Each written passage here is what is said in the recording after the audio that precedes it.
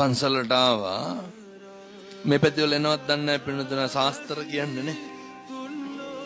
අර සාරියක වගේ එක නේ පොඩි එකෙක් කෙල්ලගෙන ආවා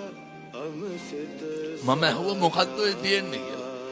දිගාරලා පෙන්නුනේ මගේ අල්ලෙන් 4ක් විතර ඇති පොඩි එකෙක් මාසයක් නෑ පින්නතුනේ මං හොදම එල්ලගෙන යන දාඩියේ බිබිලි දිලිසෙනවා පොඩි එකා දුකේ බෑ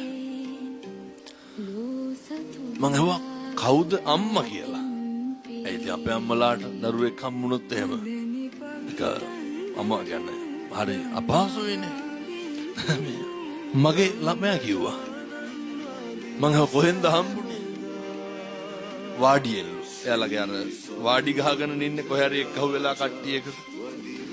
මම කවුද දැන් ඕක නේ වියෝජිලා කියන්නේ කණ එකක්ද බොන එකක්ද කියලාවත් දන්නේ නැහැ ක්ලිනික් නෑ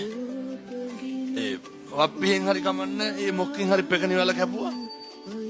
ළමයා ගත්ත දවස් 3-4කට පස්සේ සේරම කරලා තැම්බුම් හොද්දක් බිව්වලු පැහැදිලිද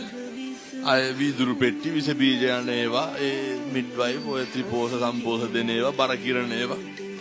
මොකවත් නැහැ ඒ ඉතින් එහෙම යාලා ස්ථිරම තැනක් නැහැ මම කල්පනා කරපු දෙයක් තමයි මොන මට්ටමින් කොතන ඉපදුනත් සංසාරේ කුසලයේ කියන එක තියෙනවා නම්